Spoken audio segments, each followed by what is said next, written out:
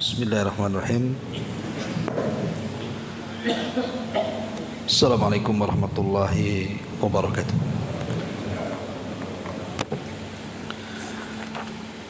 Alhamdulillah wassalatu wassalamu ala Rasulillah wa ala alihi wa sahbihi wa mawalah wa la haula wa la quwata illa billahi wa ba'd. Alhamdulillah, segala puja dan puji hanya milik Allah subhanahu wa ta'ala.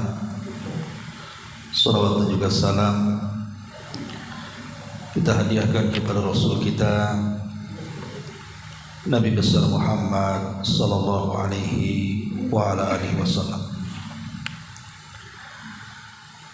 Kita lanjutkan pembahasan kita, masih membahas fikih Asmaul Husna. Dan malam ini kita masuk pada nama Allah subhanahu wa ta'ala yang agung, Al-Maliku, Al-Maliku. Artinya yang maha menguasai.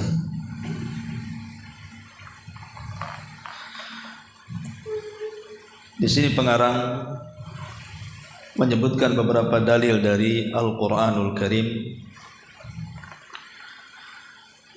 Di antaranya Allah subhanahu wa ta'ala mengatakan dalam surah Al-Hasyr ayat 23, Huwallahul ladzi la ilaha illa huwal malikul kudus.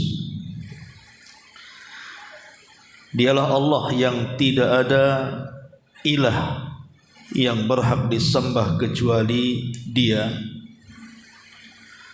Raja yang Maha Suci. Kemudian Allah subhanahu wa ta'ala mengatakan dalam surah Al-Mu'minun ayat 116-nya, Fata'ala Allahul Malikul Haq, La ilaha illa huwa Rabbul Arshil Karim. Maha tinggi Allah, Raja yang sebenarnya, yang tidak ada sembahan yang berhak disembah kecuali Dia, Rabb pemilik arsy yang agung. Kemudian Allah subhanahu wa ta'ala juga mengatakan dalam surah Al-Qamar ayat 54 sampai 55, Innal muttaqina fi jannatin wa nahar fi maq'adi sidqin inda malikin muqtadir. Sesungguhnya orang-orang yang bertakwa itu di dalam taman-taman dan sungai-sungai, di tempat yang disenangi di sisi Rabb yang Maha berkuasa. Sebenarnya kalau kita melihat Al-Quranul Karim, ada 3 nama Allah subhanahu wa ta'ala yang semakna. Pertama, Al-Malik dengan memanjangkan mim, Malik, dan itu disebutkan dalam surah Al-Fatihah, Maliki Yaumiddin. Kemudian di sini disebut yang kedua Al-Maliku,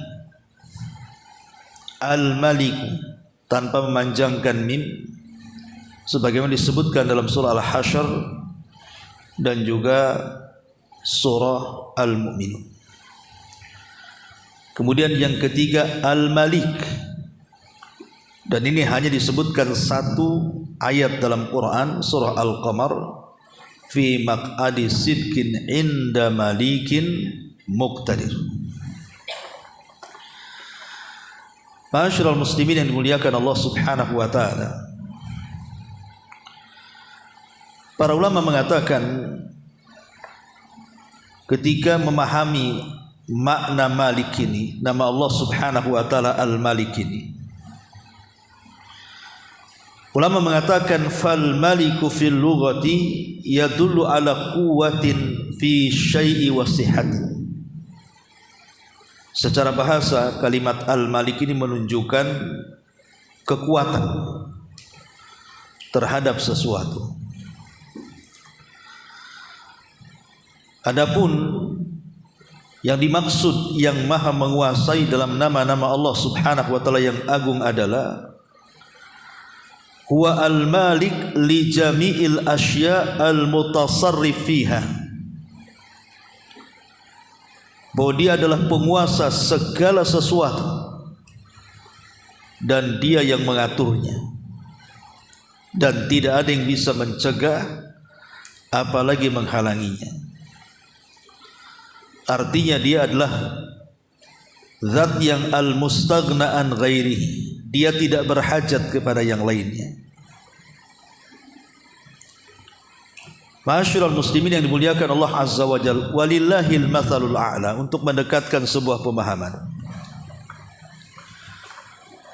dalam raga kita ini ada mata, ada telinga, ada tangan dan kaki. Itulah kekuasaan yang ada pada badan kita. Maka kita bisa menggerakkan sesuka hati kita kan. Ketika kita berkehendak mata ini berkedip, tinggal dikedipkan. Ketika tangan ini kita berkehendak untuk bergerak, tinggal digerakkan. Ketika kaki disuruh untuk melangkah, tinggal dilangkahkan. Artinya kita yang memiliki badan ini kan bisa mengatur apapun yang ada pada badan kita kan, dari ujung kepala sampai kaki. Artinya kita menguasai badan kita. Itulah arti yang maha berkuasa. Jadi Allah subhanahu wa ta'ala itu walillahil mathalul a'la. Tentu permisalan Allah lebih tinggi dibandingkan kita mengatur kerajaan dalam badan kita. Karena Allah subhanahu wa ta'ala penguasa seluruh alam semesta. Yaf'alu ma yurid. Dia melakukan sesuai dengan kehendaknya. Dan untuk memperjelas, lebih memudahkan lagi, kita bisa lihat pada halaman ke 159. Di situ Allah subhanahu wa ta'ala berfirman, Qulillahumma malikal mulki tu'til mulka man tasha wa tanzi'ul mulka mimman tasha wa tu'izzu man tasha wa tudhillu man tasha biyadikal khair innaka ala kulli syai'in qadir. Tulijul laila fin nahar wa tulijun nahara fil laili wa tukhrijul hayya minal mayyit wa tukhrijul mayyita minal hayy wa tarzuqu man tasha bighairi hisab. Katakanlah wahai Muhammad, wahai Rabb yang mempunyai kerajaan. Artinya Allah subhanahu wa ta'ala adalah zat al-malik yang memiliki kerajaan. Engkau berikan kerajaan kepada yang engkau kehendaki. Engkau cabut kerajaan dari orang yang kau kehendaki. Engkau muliakan orang yang kau kehendaki, dan engkau hinakan pula orang yang kau kehendaki. Di tangan engkaulah segala kebajikan. Sesungguhnya engkau yang maha kuasa atas segala sesuatu. Engkau masukkan malam ke dalam siang, kau masukkan siang ke dalam malam. Engkau keluarkan yang hidup dari yang mati, dan engkau keluarkan yang mati dari yang hidup, dan engkau beri rizki sesiapa yang kau kehendaki tanpa ada batas. Itulah Al-Malik, sang penguasa. Yaf'alu ma yurid. Dia bisa melakukan sekehendaknya, memberikan kerajaan yang dikehendaki, mencabut kerajaan yang dikehendaki, menghinakan orang yang dikehendaki, memuliakan orang yang dikehendaki, memberikan rizki kepada orang dikehendaki, menghidupkan, mematikan, dan begitu seterusnya. Itu disebut Al-Malik, sang penguasa alam semesta. Kita merenung sedikit, ikhwatu fiddin, muliakan Allah subhanahu wa ta'ala. Kekuasaan Allah subhanahu wa ta'ala ini luar biasa. Kita lihat saja di depan mata kita bumi yang kita pijak ini. Betapa besarnya bumi yang kita pijak ini dibandingkan dengan kita yang kecil ini. Itu baru bumi itu. Kalau kita kemudian memandang ke langit, maka Nabi SAW sampai mengatakan permisalan langit yang 7 lapis itu kalau dibandingkan dengan bumi ibarat cincin dilempar ke padang pasir. Bumi itu cincinnya, padang pasir itulah langitnya. Saking besarnya kekuasaan Allah Azza wa Jalla. Kemudian naik sedikit dari langit. Di sana ada kursi. Apa kata Allah Subhanahu wa taala? Wasi'at kursiyyuhus samawati wal ardh. Kursinya Allah itu meliputi langit dan bumi. Artinya kursi Allah Subhanahu wa taala sangat besar sekali karena meliputi langit dan bumi. Bumi saja sudah besar, ditambah langit besar sekali, rupanya kursi jauh lebih besar karena meliputi langit dan bumi. Kita naik ke atas. Di sana ada arsy. Ketika Nabi SAW diizinkan oleh Allah Subhanahu wa taala mensifati malaikat pemikul arsy. Kata Nabi SAW, kakinya menembus lapisan bumi yang paling dasar, sementara badannya menjulang menembus seluruh langit-langit sampai kemudian tanduknya memikul arsy Allah Subhanahu wa taala. Dan antara daun telinga ke bahunya perjalanan sab'u mi'ati am, kata Rasul. 700 tahun perjalanan. Dari daun telinga ke atiknya, bahunya. Perjalanan 700 tahun. Kalau pemikul arusnya saja sebesar itu, macam mana pula arusnya? Makanya Nabi SAW sampai mengatakan, kalau seandainya kursi langit, bumi dan seluruh alam semesta ini dibandingkan dengan besarnya arus sama dengan cincin dilempar ke padang pasir. Begitulah besarnya arus Allah Subhanahu wa taala. Kemudian kita beralih kepada sorga. Ketika Nabi SAW menjelaskan tentang satu naungan pohon di sorga. Kalau seandainya ada pemacu kuda balap yang tidak berhenti selama 100 tahun, maka bayangannya tidak akan terputus. Begitu luasnya sorga. Itu satu pohon tuh. Sementara di sorga itu banyak pohon. Satu pohon saja naungannya tidak terputus dengan pacuan kuda 100 tahun. Belum lagi neraka, di mana orang yang masuk neraka saja gigi geraham mereka sebesar gunung Uhud. Macam mana orangnya? Dan itu baru satu orang. Sementara yang masuk neraka itu entah berapa jumlahnya. Makanya Allah Subhanahu wa taala mengatakan ketika bicara soal neraka, halim tala'ti wa taqulu hal mim mazid. Wahai neraka, sudah penuhkah engkau? Maka neraka mengatakan hal mim mazid, ada tambahan ya Rabb, masukkan saja. Dengan kita mengetahui betapa besarnya bumi, kemudian langit lebih besar lagi, kursi jauh lebih besar lagi, arus lebih besar lagi, belum lagi sorga luasnya selangit dan sebumi, kemudian neraka dan begitu seterusnya. Ini milik siapa? Pertanyaannya. Ini semua milik Allah Subhanahu wa taala. Allah yang berkuasa akan hal itu. Makanya ketika Nabi SAW menceritakan tentang kehancuran alam semesta yang disebutkan dalam hadis Abi Hurairah radhiyallahu an, Nabi SAW bersabda, yaqbidullahu al-arda wa yatwis samawati biyamini. Sesungguhnya Allah Subhanahu wa taala akan menggenggam bumi dan akan melipat langit dengan tangan kanannya. Summa yaqul, dan dia mengatakan, anal malik aina mulukul ard. Saya adalah raja, di mana raja-raja bumi. Ketika alam semesta ini dihancurkan, ma'asyiral muslimin yang dimuliakan Allah Azza wa Jalla, dalam tempo 40 tanpa menyebut apakah 40 hari, 40 bulan, 40 tahun, wallahu a'lam. Abu Hurairah mengatakan fa'abaitu, aku enggan menyebutnya. Yang jelas di angka 40. Semua dihancurkan. Tidak langit, tidak bumi. Semua alam semesta dihancurkan, hanya beberapa makhluk yang dikecualikan. Lah saat semua sudah dihancurkan, tidak ada manusia, tidak ada jin, tidak ada malaikat, disitulah Allah Subhanahu wa taala menampakkan namanya Al-Malik. Siapa dirinya? Maka Allah Subhanahu wa taala katakan, Ainal Malik, Anal Malik, Aina mulukud dunya, Ainal Jabbarun, Ainal Mutakabbirun. Saya adalah raja.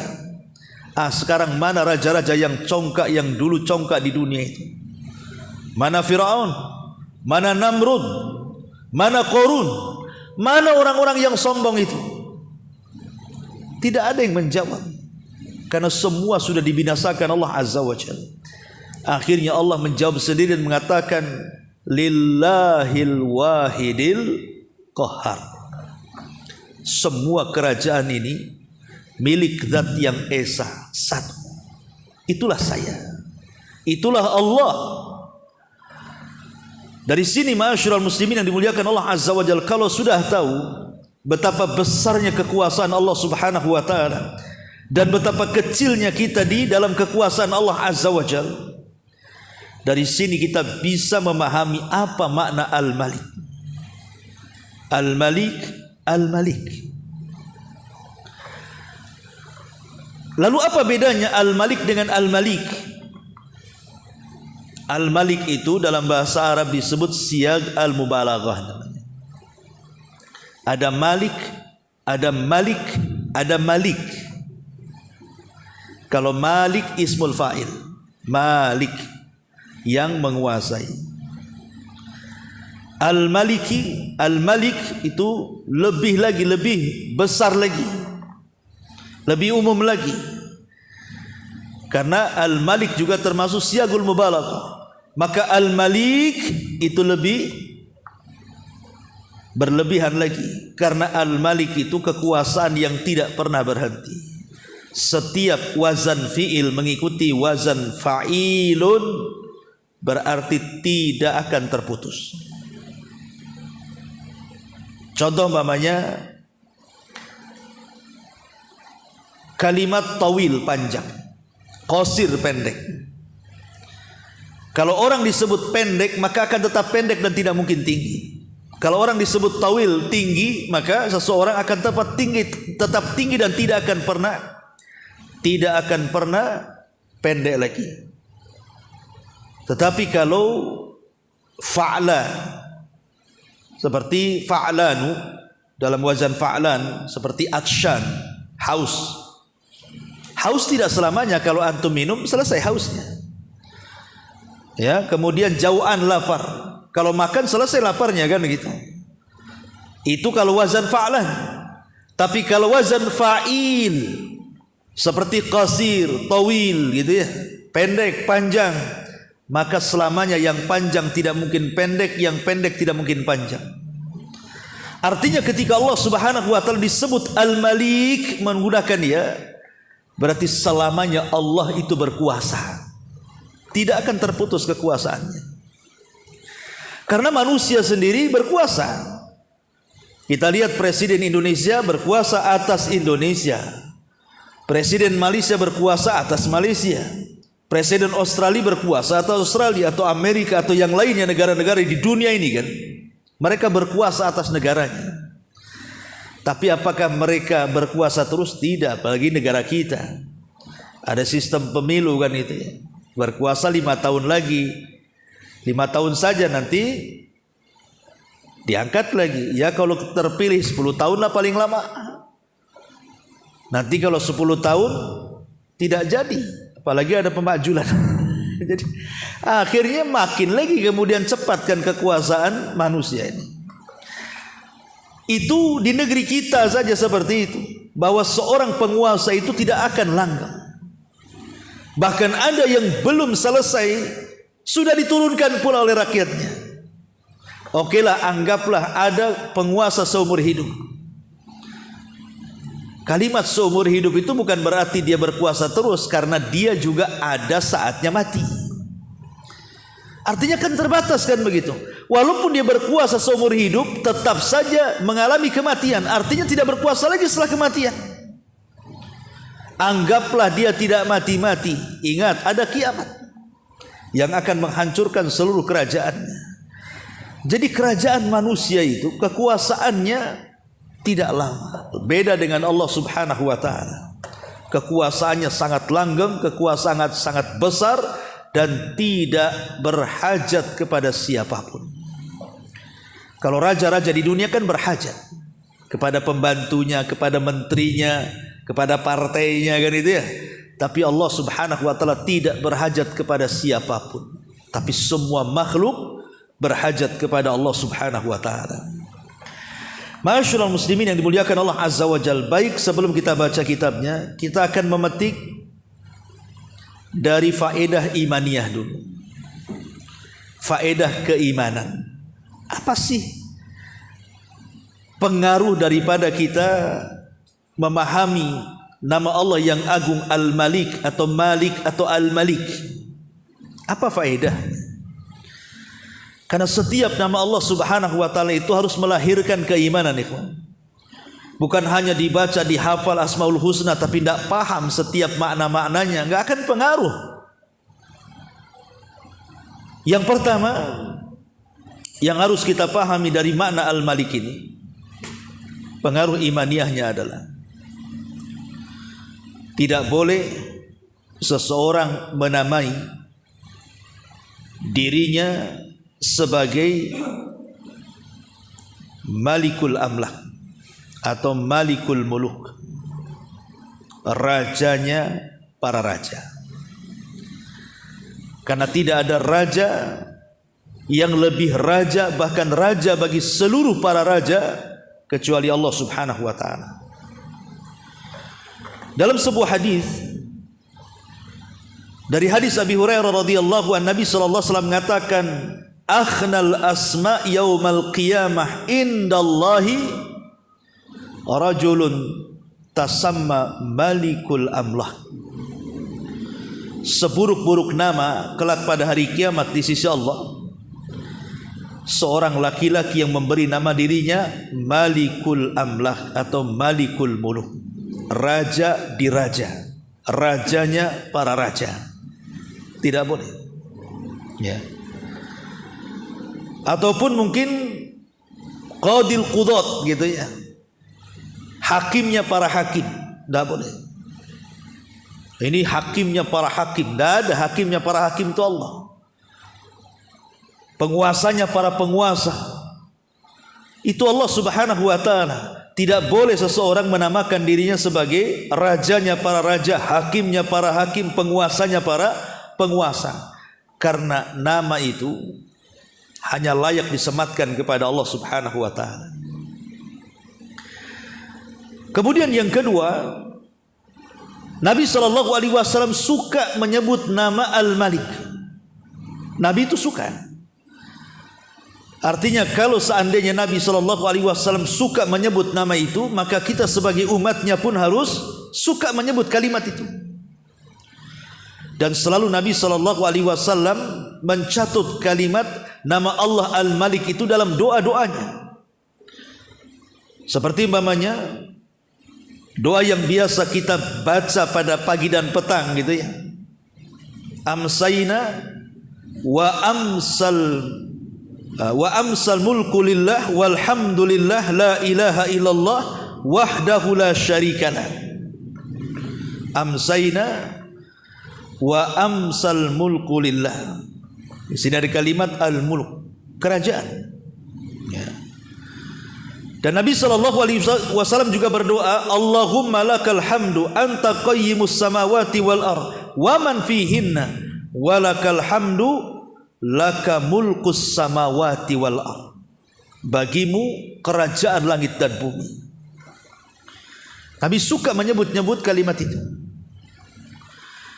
Ma'asyiral muslimin yang dimuliakan Allah Azza wa Jalla. Kemudian yang ketiga, dari kalimat itu hendaklah tumbuh perasaan takut. Takut yang hanya diberikan kepada Allah Azza wa Jalla. Bagaimana tidak? Ketika Allah Subhanahu wa taala menghancurkan alam semesta ini, Dia sanggup untuk merubah bumi yang kita pijak dengan bumi yang baru, langit yang kita tampak menjadi langit yang baru. Allah mengatakan, yauma tubaddalul ard ghairal ardi was samawat, sebagaimana Allah mengatakan yauma tubaddalul ard ghairal ardi was samawat wa barazu lillahil wahidil qahar. Pada hari Allah mampu mengganti bumi dengan bumi yang lain dan juga mampu mengganti langit dengan langit-langit yang lain. Artinya bahwa Allah itu maha kuasa. Dia bisa melakukan sekehendaknya, dia bisa menghancurkan sekehendaknya, dia bisa mengganti sekehendaknya. Dari sini tumbuh perasaan takut, karena dia bisa melakukan hal apa saja kepada kita. Kalau bumi saja dia bisa ganti, apalagi sama kita manusia. Maka dari situ tumbuh perasaan takut. Kemudian juga yang keempat, yakin bahwa semua kekuasaan itu hanya milik Allah Subhanahu wa ta'ala, dan tidak ada satupun makhluk memiliki secuil kekuasaan Allah. Kemudian juga dari kekuasaan Allah Subhanahu wa ta'ala yang luar biasa, dan dia adalah raja dari seluruh raja, penguasa dari seluruh penguasa, dan dia tidak berhajat kepada makhluknya, justru makhluk berhajat kepadanya. Dari sini sudah layak dia untuk diibadahi, untuk disembah, karena zat yang memiliki segalanya layak untuk disembah. Tapi zat yang tidak memiliki sesuatu pun tidak layak untuk disembah, kan?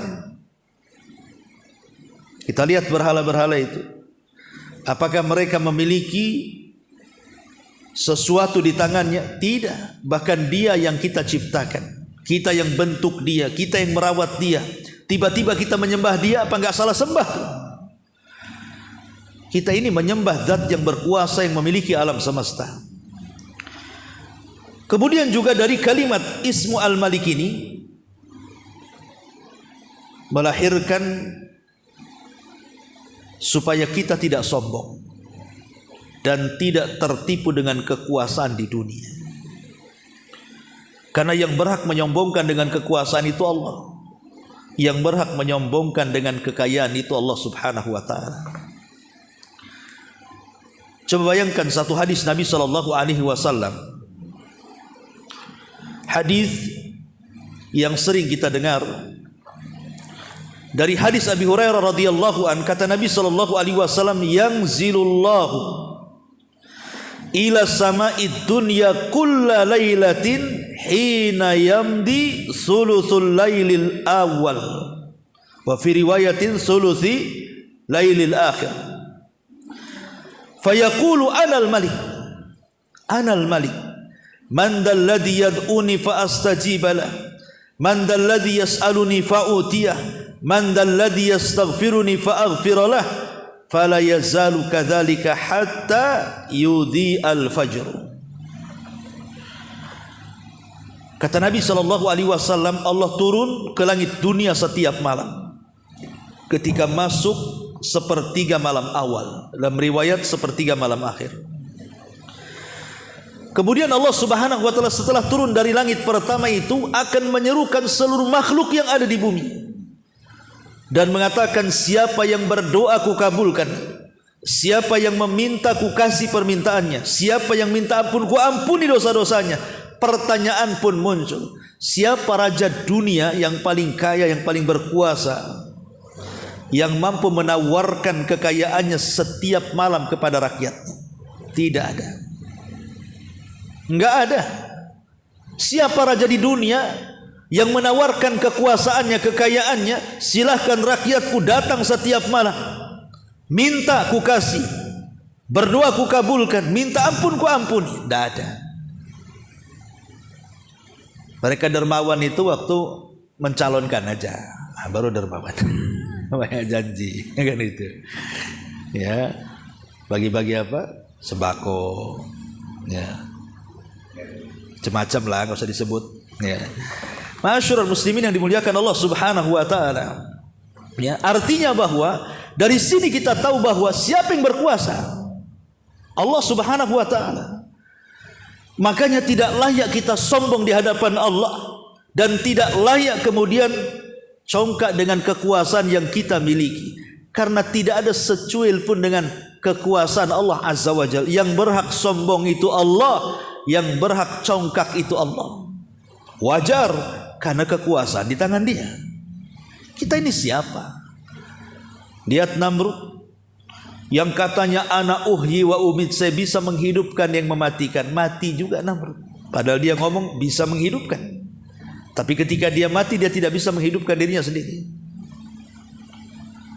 Lihat Fir'aun yang sombong dengan laut Mesir dan mengatakan seluruh lautan itu ada di kakiku. Tapi Allah tenggelamkan dia di lautan. Al-jaza min jinsil amal. Ya. Lihat Qarun dengan kekayaannya, fa khasafna bihi wa bidarihil ardh, kami tenggelamkan Qarun dan seluruh kekayaannya. Lalu apa yang disombongkan di hadapan Allah Azza wa Jalla? Ya. Kemudian juga dengan memahami nama Allah Al-Malik itu, semakin tawadu kita kepada Allah Azza wa Jalla, semakin merendah kita kepada Allah Subhanahu wa ta'ala. Makanya ketika antum sholat 5 waktu, anggaplah sholat isya tadi, tujuan sholat yang sesungguhnya itu apa? Kenapa antum sholat? Kata para ulama, a'zam maqasidis salati at-tawadhu lil malikil azim. Tujuan kita sholat setiap hari itu sesungguhnya adalah dalam rangka merendahkan diri kita kepada zat sang penguasa yang sangat besar. Makanya di awal sholat saja kita sudah mengucapkan kalimat takbir, Allahu Akbar, Allah yang maha besar. Artinya kita kecil. Kita mengatakan Allahu Akbar, kita ini berarti kecil.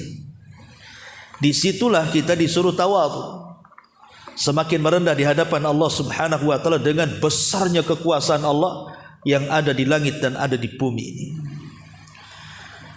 Kemudian juga kalau kita sering berdoa dan menyebut-nyebut nama Al-Malik itu, kita akan mendapatkan pahala besar. Dan itu disebutkan dalam sebuah doa yang selalu dibaca Nabi sallallahu alaihi wasallam. Apa kata Rasul? Man qala la ilaha illallah wahdahu la syarikalah, lahul mulku wa lahul hamdu wa huwa ala kulli syai'in qadir, fi yaumin mi'ata marrah. Barang siapa yang mengucapkan la ilaha illallah wahdahu la syarikalah, tidak ada sesembahan yang berhak disembah kecuali Allah, dialah saja dan tidak ada sekutu baginya, lahul mulku, baginya kekuasaan, Al-Malik, walahul hamdu, dan baginya pujian, wa huwa ala kulli syai'in qadir, dan atas segala sesuatu dia mampu. Kalau antum baca dalam satu hari 100 kali, apa kata Rasul? Kanat lahu adalah asyri riqabin, itu sebanding dengan memerdekakan 10 budak. Cukup? Tidak. Wa kutibat lahu mi'ata hasanah, dicatat 100 kebaikan. Wa muhiyat anhu mi'atu sayyiatin, dihapus 100 kesalahan. Cukup sampai di sini? Tidak. Wa kanat lahu hirzan minasyaitan yaumahu dzalik hatta yumsi, dan dia akan dijauhkan dari syaitan pada hari itu sampai waktu petang. Walam ya'ti ahadun bi afdal mimma jaa bihi illa ahadun amila aktsar min dzalik, dan lebih banyak kita membaca, lebih banyak lagi keutamaan. Kalau kita membaca 100 kali dalam sehari, la ilaha illallah wahdahu la syarikalah, lahul mulku wa lahul hamdu wa huwa ala kulli syai'in qadir, antum dapat pahala seperti memerdekakan 10 budak, dicatat 100 kebaikan, dihapuskan 100 kesalahan, dan dijauhkan dari syaitan. Luar biasa. Itulah nama Allah Al-Malik. Ya. Ma'asyiral muslimin yang dimuliakan Allah Azza wa Jalla. Kemudian yang terakhir, dengan memahami kalimat Al-Malik, tentu semakin yakin bahwa setiap permintaan dan doa kita pasti dikabulkan. Karena Allah yang berkuasa, dan Allah Subhanahu wa ta'ala sudah janji, siapa yang minta ku kasih. Siapa yang berdoa aku kabulkan, kan begitu. Berarti kita makin yakin bahwa zat yang kaya pasti akan mampu memberikan dengan kekayaannya. Zat yang berkuasa pasti akan mengabulkan dengan kekuasaannya. Tapi berdoa kepada wali-wali yang ada di kuburan, mereka punya apa? Sehingga harus datang meminta-minta ke kuburan itu. Mereka punya apa? Orang yang dikubur itu, mereka semua adalah makhluk bagi Allah Subhanahu wa taala. Itulah di antara faedah keimanannya. Baik, kita baca di sini perkataan mu'alif rahimahullahu taala. Setelah kita tadi membaca 3 ayat pertama sebagai dalil nama Allah Al-Malik atau Al-Malik, beliau mengatakan 2 nama ini menunjukkan bahwa Allah adalah pemilik kekuasaan, penguasa segala sesuatu yang mengatur di dalamnya tanpa ada yang menghalangi ataupun yang merintangi. Kalau penguasa dunia ada aja rong-rongannya, kan, mesti ada posisinya, pasti dirongrong oleh oposisinya. Tapi Allah tidak ada oposisi yang merongrong kekuasaan Allah Subhanahu wa taala. Al-Muluk, kekuasaan, kembali kepada 3 hal. 1, ditetapkannya sifat kekuasaan baginya yang merupakan sifat yang agung, yang terdiri dari kesempurnaan dalam kekuatan, kesempurnaan dalam kemuliaan, kesempurnaan dalam kemampuan, kesempurnaan dalam ilmu, kesempurnaan dalam pengawasan, kesempurnaan dalam hikmah yang luas, perwujudan, kehendak, pengaturan, kasih sayang, hukum yang merata pada semua alam semesta di dunia dan juga akhirat. Jadi kekuasaan Allah itu mencakup macam-macam, ya. Maka disebutkan mencakup pengetahuan, di mana pengetahuan Allah itu akan meliputi seluruh makhluknya. Pengawasan Allah akan mengawasi seluruh makhluknya. Kemudian hikmah-hikmah yang baik, yang luas, yang bermanfaat bagi makhluk-makhluknya. Termasuk juga kasih sayang Allah menegakkan seluruh aturan-aturan dan begitu seterusnya. Dan ini Allah gambarkan, walillahi mulkus samawati wal ardh wallahu ala kulli syai'in qadir. Dan milik Allah lah kerajaan langit dan bumi, dan Allah maha kuasa atas segala sesuatu. Kemudian yang kedua, semua makhluk baik para raja maupun budaknya selalu membutuhkan kepadanya dan meminta kepadanya segala hal yang mereka butuhkan. Tidak ada satupun yang bisa keluar dari kekuasaannya, dan tidak ada satu makhluk pun yang tidak membutuhkannya dalam hal pengadaan, bantuan, kemaslahatan, menolak bahaya, serta anugerah dan pemberian Allah Subhanahu wa taala. Berfirman dalam Al-Qur'an, wa tabarakalladzi lahu mulkus samawati wal ardh wa ma bainahuma wa indahu ilmus sa'ah wa ilaihi turja'un. Dan maha suci Rabb yang mempunyai kerajaan langit dan bumi dan apa yang ada di antara keduanya, dan di sisinya lah pengetahuan tentang hari kiamat, dan hanya kepadanya lah kalian akan dikembalikan. Dan Allah mengatakan, ayyuhan nas antumul fuqara ilallah wallahu huwal ghaniyul hamid. Hai manusia, kamulah yang berkehendak kepada Allah. Kamu adalah miskin, artinya kalian berkehendak kepada Allah, dan Allah lah dia yang maha kaya, tidak berhajat kepada siapapun, lagi maha terpuji. Jadi yang kedua, bahwa kerajaan Allah Subhanahu wa taala meliputi bahwa seluruh makhluk yang ada di bumi itu berhajat kepadanya. Tidak raja, tidak rakyatnya, tidak yang besar, tidak yang kecil, tidak laki-laki, tidak perempuan, tidak kafir, tidak mukmin, tidak manusia, tidak binatang, tidak tumbuh-tumbuhannya. Semua makhluk berhajat kepada Allah. Semua makhluk berhajat kepada Allah Azza wa Jalla. Ini yang kedua. Kemudian yang ketiga, baginya pengaturan yang pasti terlaksana. Dia menakdirkan bagi makhluknya apa yang dikehendaki dan menghukum dengan apa yang dikehendaki. Tidak ada yang dapat menolak takdirnya, tidak ada yang mampu mengalahkan hukumnya. Baginya hukum yang berlaku pada makhluk, baik secara syar'i ataupun kauni. Artinya jangan macam-macam kepada Allah. Jangan kurang ajar dengan Allah Azza wa Jalla, karena Allah itu yaf'alu ma yurid. Karena semua alam semesta termasuk kita itu sudah ditakdirkan, dan kita tidak mungkin lari dari takdir Allah. Mau lari kemana dengan takdir Allah? Karena walaupun kita lari dari takdir Allah, kembali kepada takdir Allah. Seperti perkataan Umar bin Khattab kepada Abu Ubaidah bin Al-Jarrah, ketika Umar mengatakan, sebaiknya engkau tinggalkan kota yang penuh dengan wabah taun itu. Kata Abu Ubaidah, ya Amirul Mukminin, apakah engkau menolak takdir Allah? Mau lari dari takdir Allah? Kata Umar, ya, lari dari takdir Allah kepada takdir Allah yang lainnya, katanya. Siapa yang bisa lepas dari takdir Allah Azza wa Jalla? Jadi kekuasaan Allah itu meliputi bahwa Allah bisa melakukan apapun yang Allah kehendaki, gitu maksudnya. Dengan hukum-hukumnya, dengan takdir-takdirnya, di mana manusia tidak mungkin lepas dari takdir Allah Subhanahu wa taala. Kemudian kata pengarang di sini,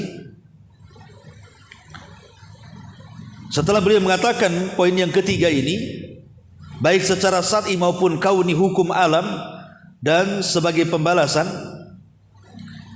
baginya hukum takdir yang berlaku semua takdir pengadaan, pertolongan, penghidupan, pematian dan yang lainnya.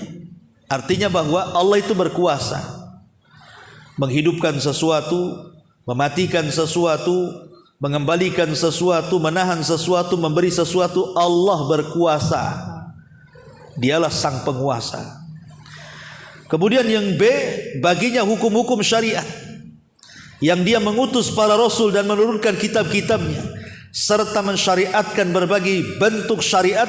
Dia menciptakan makhluk untuk melaksanakan hukum yang satu dan memerintahkan mereka untuk berjalan di atas hukumnya dalam masalah akidah, akhlak, ucapan, perbuatan, lahir maupun batin, melarang maupun memerintahkan, dan begitu seterusnya. Artinya, di antara kandungan Allah yang maha menguasai itu, Allah juga mengatur hamba-hambanya. Allah yang menciptakan kita, Allah yang tahu maslahat kita. Dengan cara apa? Ya, mengutus utusannya untuk kebaikan hamba-hambanya. Kemudian saya di sini baginya hukum pembalasan, yaitu pembalasan atas semua perbuatan yang baik maupun yang jelek di dunia dan di akhirat. Memberikan pahala kepada yang berbuat baik dan menyiksa kepada yang berbuat maksiat. Di antara Allah yang berkuasa adalah mampu membalas kelak pada hari kiamat. Siapapun yang berbuat jahat ada balasannya. Al jaza min jinsil amal. Setiap perbuatan itu pasti Allah ada balasannya, dan itu bentuk kekuasaan Allah Subhanahu wa taala di akhirat. Di dunia Allah berkuasa, di akhirat juga Allah Subhanahu wa taala berkuasa. Imam Ibnul Qayyim rahimahullahu taala berkata, sesungguhnya hakikat kekuasaan itu bisa sempurna dengan adanya pemberian, pencegahan, pemuliaan, penghinaan, pemberian pahala, pemberian siksa, kemurkaan, keredaan, penguasaan, pencabutan, pemuliaan orang yang berhak dimuliakan, dan penghinaan orang yang berhak dihinakan. Pertanyaannya, siapa yang bisa melakukan hal ini? Siapa yang bisa melakukan hal ini? Tidak ada kecuali Allah. Hanya Allah yang bisa melakukan, mengambil kerajaan dan menempatkan kerajaan, memuliakan orang dan menghinakan orang, menghidupkan orang dan mencabut orang, melarang orang dan memberi kepada orang. Hanya Allah yang sanggup. Coba, siapa yang sanggup? Tidak ada yang sanggup. Berapa banyak orang yang hendak menggulingkan kekuasaan, dia pula yang terguling, kan gitu. Maunya dia memberontak ingin berkuasa, dia pula pemberontak itu yang kemudian digulingkan. Karena hanya Allah yang bisa memberikan kekuasaan itu dan mencabutnya dan menghinakan serta memuliakannya. Makanya kalau kita mencari kemuliaan, jangan mencari kemuliaan kepada manusia. Carilah kemuliaan yang memberi kemuliaan kepada kita. Siapa? Allah Subhanahu wa taala. Qulillah izzatu jami'ah. Katakanlah milik Allah kemuliaan semuanya. Karena ada orang yang kemudian mencari kemuliaan itu di hadapan manusia. Tidak akan dapat, ikhwan, mencari kemuliaan di hadapan manusia.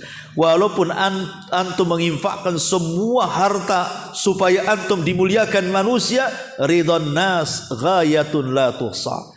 Namanya keredoan manusia itu sesuatu yang mustahil diraih. Kadang ada orang yang senang dengan kita, kadang-kadang ada orang yang tidak suka dengan kita. Tidak semua. Gimana caranya? Kalau cari kemuliaan, minta kepada Allah, Zat yang maha mulia, karena Dia yang memberikan kemuliaan. Ma'asyiral muslimin yang dimuliakan Allah Subhanahu wa taala. Kemudian di sini juga telah berulang kali pada halaman ke-160 di bawah, telah berulang kali disebut dalam Al-Quranul Karim penjelasan bahwa keesaan Allah dalam kekuasaannya yang tidak ada sekutu baginya merupakan dalil yang jelas tentang wajibnya kita mengesahkan dan beribadah hanya kepada Allah Subhanahu wa taala. Tadi saya sudah singgung, zat yang menciptakan, zat yang menguasai, zat yang mengatur, dialah yang pantas untuk diibadahi.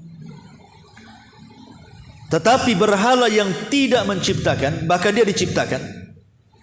Berhala yang tidak punya kekuasaan, bahkan dia dalam kuasa Allah. Berhala yang tidak sanggup mengatur, bahkan dia diatur oleh penciptanya, layak disembah? Tidak layak disembah. Dari sini Allah katakan, dzalikumullahu rabbukum lahul mulku la ilaha illahu fa anna tusrafun.